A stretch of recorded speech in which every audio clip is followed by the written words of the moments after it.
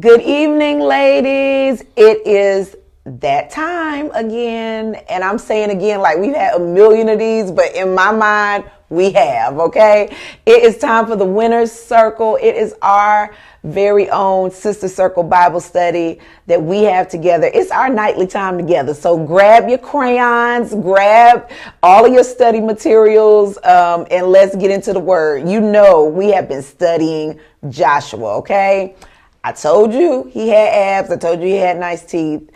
I told you all that. But let me tell you something about that man. That man was a winner, okay? And he was a winner because he was one who was not afraid to take risk.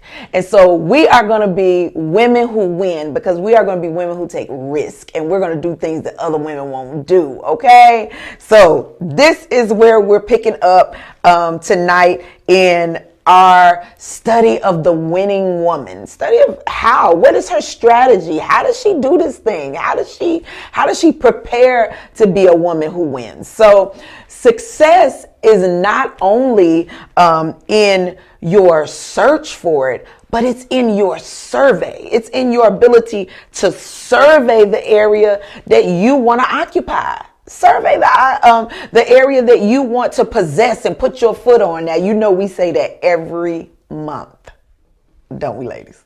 Yeah.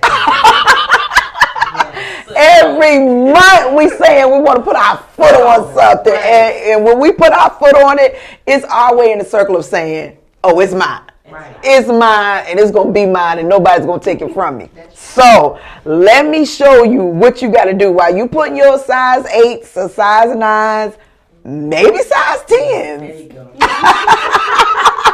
While you put your size 10s on it, let me show you how this thing's got to work. Okay, so we're looking at Numbers 13, 17 through 33. It's in the Net Bible. I love the Net Bible. Now, it's not my favorite. Y'all know my favorite is the Message.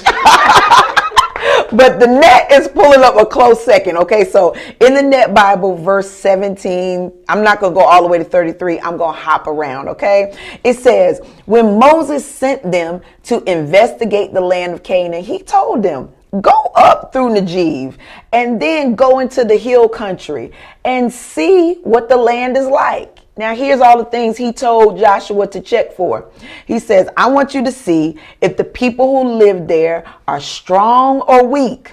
See if they are few or many. Verse number 19, and whether the land they live in is good or bad, whether the cities they inhabit are camps or are they fortified cities? Verse number 20, and whether the land is rich or poor or whether or not there are forests in it.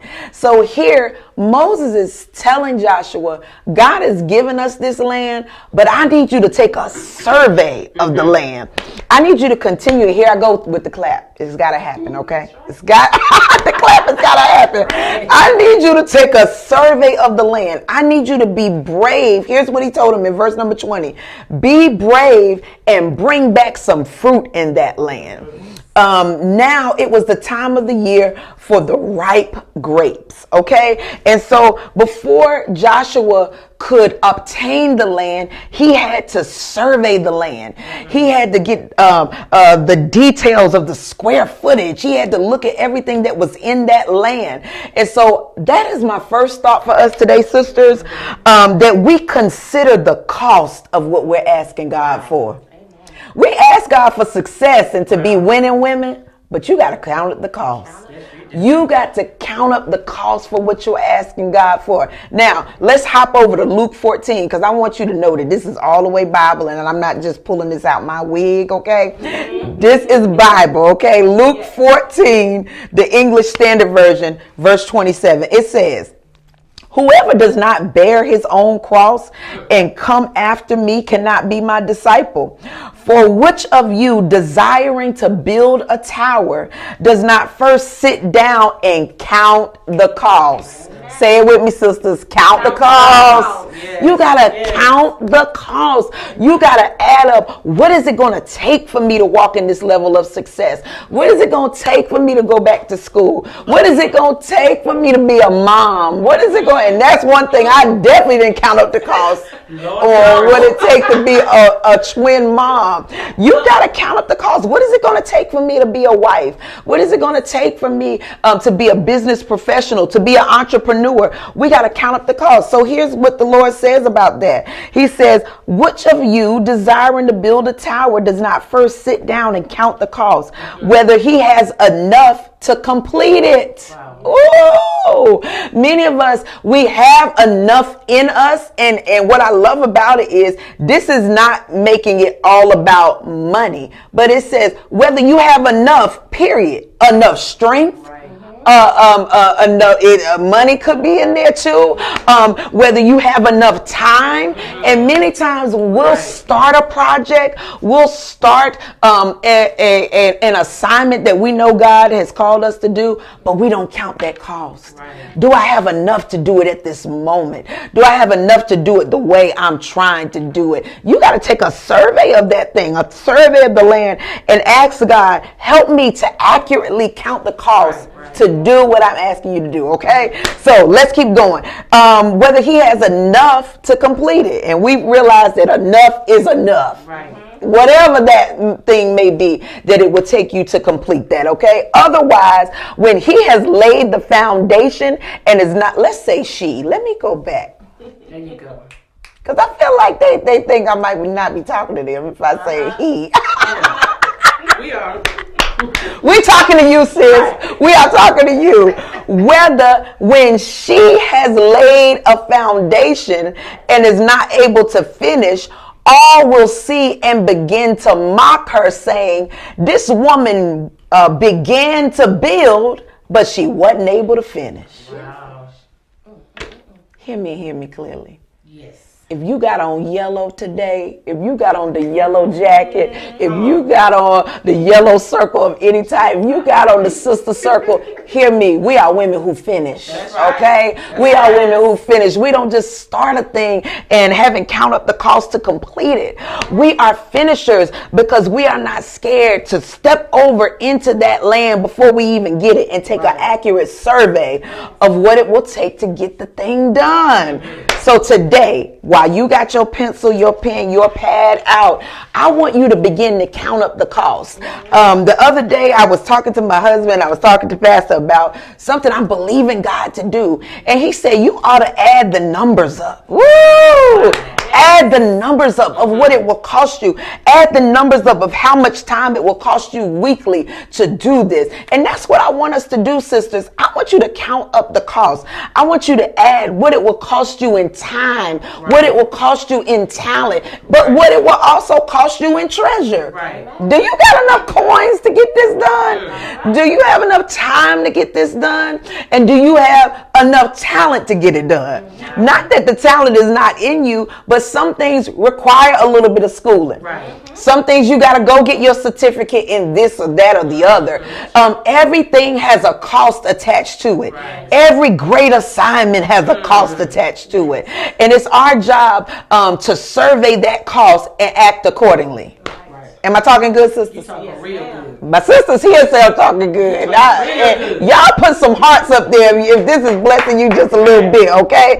And so here's verse 30. It says, and then a man, does a man or a woman begin to build and is not able to finish, or a king go out to encounter another king in war, but will not first sit down and deliberate whether he is able with 10,000 to meet up against a king with 20,000. Now, yes, you may go into this thing and they have more money than you. They have more help, more networks. They have more. But God said, if you will count up the cost, I'll help you to win with less. Oh, I'll help you to do more with less if you just count up the cost. If you just add it and show God, this is what I'm working with in the natural. Now you put your super on my natural. Woo! You put your super on my natural. You add to what this little that I have. Just as you did with the 2 fish and the 5 loaves of bread. You fed 5,000 people with baskets left over for the next day. If you can do that with 2 fish and 5 loaves, God, I know you can go to Wachovia. Yes. I know you can go to Wells Fargo and Bank of America. I know you can go over there and put my name on something I ain't got enough money for. So tell your sister, count up the cost. Count up the cost. And sometimes we know that the vision is so big and what we have is so small, we're scared to write it down and actually deal face to face with what it really looks like.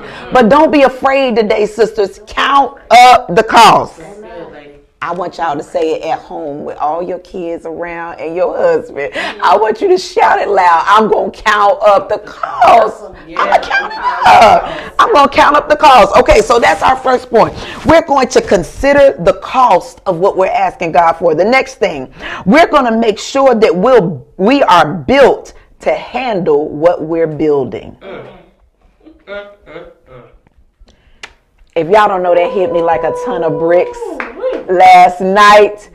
Are you built to handle what you're building? That's a hashtag. I see you building, but have you first allowed me to build you? Wow. I got to build first. And maybe that is the holdup. Maybe it's not that God don't want to give it to you, but maybe there's a building project he wants to complete in you before he allows you to build the vision. Lord, build me before I build the vision so I don't make a mess of life. Build me before I build the vision. Okay, so here is my favorite confession that I always confess every morning before I start my day. And I want you to write it down and make it a part of your daily confession. And here it is. It is, God, grant me the capacity in my mind to hold the magnitude of what you have given me in my heart. Wow. Grant me the capacity, grant my mind the capacity to hold this huge vision that is in my heart. And you know, sometimes it's big in your heart. I mean, you see acres, you're helping nations, you're helping kids, you're helping young folks, you're helping old folks, you're helping the homeless, you're doing all types of amazing things for this world. And it's big in your heart, but your mind can't calculate it. So God, expand the tent, which is my mind, to hold the capacity of what you want to do in my life. Here's what he told me, and I want you to write this too, because listen, it blessed me. Yes. He said, tell my daughters, I don't need their help, but I do need their hands. Wow. I don't need your help to get this done. I've already worked it out. I've already made the way. But I need your hands to help me walk this out. This is what he told Joshua. He said, I want you to go into the land and I want you to see, is it fortified? Are there many people? Are they good or bad? Are they strong or weak? Are they rich or poor? And here comes Joshua. Woo! Oh, Lord, don't get me going. Here comes Joshua with something in his hand to confirm that God is their present help. He had to bring back the grapes in his hand to show Moses God is going to do what he said. And with them grapes in his hand, what did he say? We are well able. Right. We are well able, and the evidence is in my hand. And I'm telling you, sisters, what God has given you in your hand, your talents, your abilities, it is all you need to get it done. Okay, and so this is what, listen, him and Caleb. Now, I don't know if Caleb was cute. I just imagine in my mind that he was okay. Yeah. He was a little something. But I think Joshua fine now. But, you know, Caleb hung with him. So it's like, you know, okay, you with Caleb. You with Joshua. Well, okay, you get street cred, okay? So, you know, Caleb's coming up with him. They the bosses. They the young, strong, strapping guys in the community that Moses has built. And here they come in verse 30. Caleb, the Bible says verse 30, Caleb silenced the people, okay? He shuts everybody up because he wants them to know that we are well able to conquer it. Verse number 30, Caleb silenced the people before Moses, saying, let's go up and occupy it at once. Meaning, don't wait. Let's do this right now. And here's the reason. For we are well able. Woo! We are well able. And they brought back the grapes from the land. They reported, verse number 26, they reported to the whole community and showed them the fruit of the land.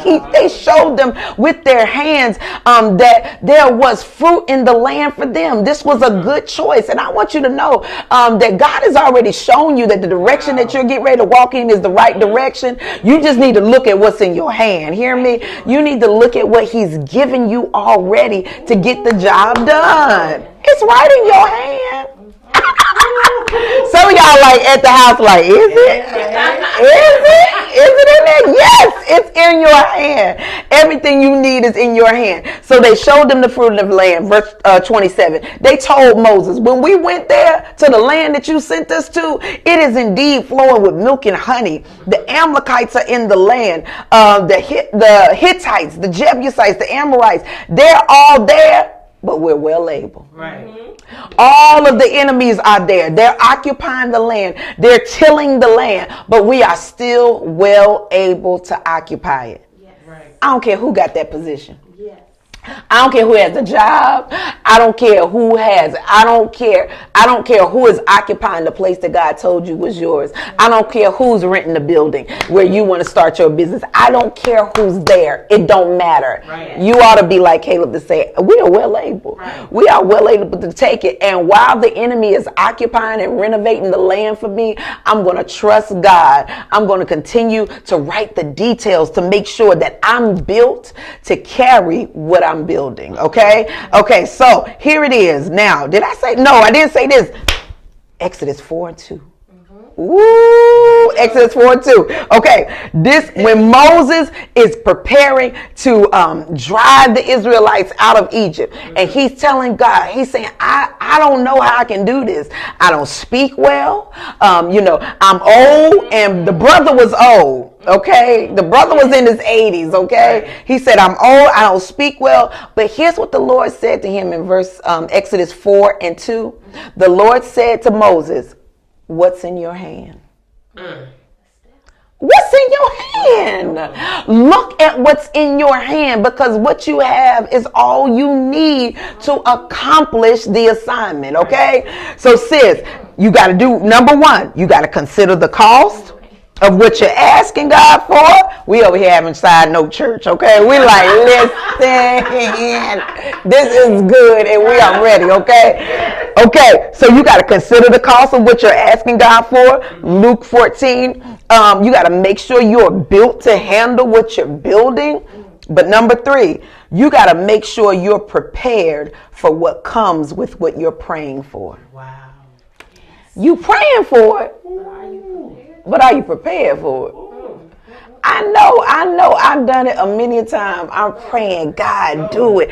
God, do it. But growth must be prepared for. Yes. Growth has got to be prepared for. Ministry development has got to be prepared for. We don't have to reinvent the wheel. God has given us mentors who have already walked the path to help us prepare. Because I know you're saying right now, how do I prepare? Number 1, you need a mentor. That part.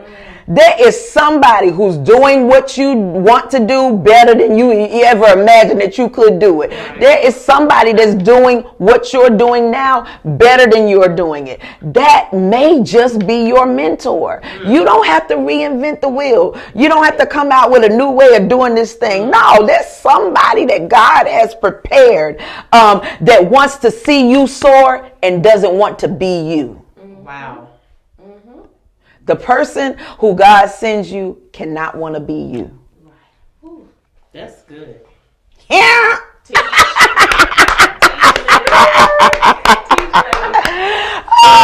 They don't want to be you. but they're not intimidated. They're not intimidated by your success, but they want to see you soar. God, send a mentor into my life. Send a Moses into my life that'll push me into the promised land and make me take an appropriate count up of the cost of what it will do, what it will take to do ministry, what it will take to do what I'm asking God to do. Okay. So we're making sure that we're prepared for what we're praying for. So we're not only praying about it, we're not only building it, we're not only counting up the cost, but we're pulling in someone to mentor us. Right. That's your homework this week. Right. Find you a mentor. That person that you think won't meet with you or won't talk to you, man, they're probably real busy, or they're, you know what, no, I'm not going to do it. I'm scared. No, make the phone call. Mm-hmm. Send the email. Can I meet with you? Can I talk to you? Come on, this is practical stuff that we're going to do to be winning women, so that we can be women who not only start, but who finish. Mm-hmm. Sound good, sisters? Yes. Okay, here it is. Success is what now we're talking about. Winning women. Winning women are women who live successful lives. Everything you do bears fruit. Mm-hmm. Okay, and you don't rush into it because you understand that it takes time to live a life that consistently bears fruit. Okay, so in order to be successful, good success is what you accomplish, but good success, is what you do to help others be successful. Go ahead. Okay? And that's what I love about the Circle Sisters, that not only do we walk in success, but we always find ways to pull another sister. Right. Yeah. We're always pumping another sister. We're always helping another sister. And that's because we're building a circle of good success. Yes. We're building a circle of women who help other women be successful. Mm-hmm. We're building a circle of women who are not intimidated by other women's potential. That's right. I'm not intimidated by your potential. I want you to win. Yes. I want you to occupy this land. Yes. I want you to bring back the grapes. Yes. I want to see you walk in wholeness. I want to see you walk in blessings. I'm not intimidated by your win. Right. Tell your sister, tell her, look, type it in the chat. We already here about to have church. Right. But type it in the chat. Tell your sister, I want you to win. I want you to win. I want you to win. Yes. I want you to win.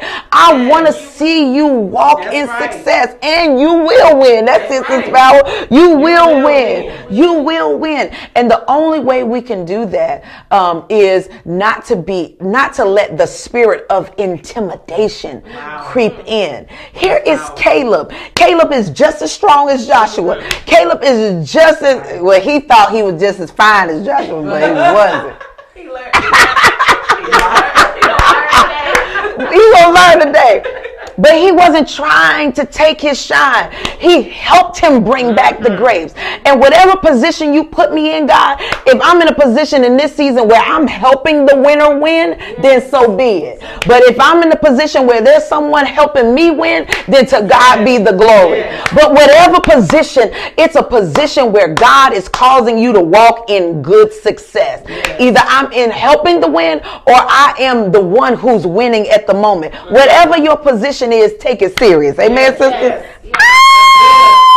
Okay. So here's some things that I want you to write down, and we get ready to go because I'm already over my time. Okay. Here are 4 areas. Now, this is my 425 rule. My Lady Leah, Circle Pastor, whatever y'all want to call me, Leah. It don't matter. Sis, this is Circle Pastor Sisters 425 rule, okay? These 4 things each equal 25% to make a 100% winning woman, okay? So that there's no stone unturned. Here's the first thing, and we're going to get back into it next week. The first thing is consistency. All right, bye. we gone. Cause see, I just said a bad word to some of y'all. Okay, Consistency. Consistency breeds success. Yes. Consistency breeds a winning woman. You cannot start a thing and stop midway because times get hard or it seems like there's a little bit of opposition. This is what the Lord said to us. He said, who starts a project and does not count up the cost so that they won't be mocked that this woman started but she was not able to finish. You gotta be consistent. You gotta push your way through the uncomfortability of trailblazing. Wow. When you're a trailblazer, it's going to be uncomfortable. Hear me? When you're giving birth to something and that thing is growing in you, your womb is going to be uncomfortable because it's being stretched beyond capacity. But let me tell you something. You got to push beyond that, okay? Consistency. The next one, content. What are you offering? What are you giving us? What do you have? Okay, the spotlight is on you, and what are you saying? Right. The spotlight is on you, and what is your message? Who are you helping? What are you doing? What are you doing to enhance others' lives? What is the message? What is the content that you're giving? Oh, I got this big vision. I got this big dream. But what are you giving? Right. Write it down, sister. What are you giving? Oh, I want to give hope. I want to give women an avenue to be built up. I want to give men families an avenue to draw back together and be a unified front. I want to give an avenue of peace. I want my home to be a sanctuary. Come on, if that's what you want, come on, tell us. What are you offering? What is the content that you're giving to a world that's hopeless and sick and downtrodden? What is the content that you're giving to a world that's been in a pandemic for 365 days and they need the oil that you have? What is the content? What is in your hand, Mozetta? Mozetta! Come on up, What is Mozetta? Come on up, Mozetta. That really was on the fly. I really do. What is in, Sister Mozetta? What is in your hand? So your consistency, your content, your connections. That's huge. Hear me. Everybody needs somebody. That's right. That's why you in a circle and can't get out. Because you realize being here that you need somebody. You realize being a part of this circle Lord that Jesus. I needed my sister to say you look beautiful in your yellow.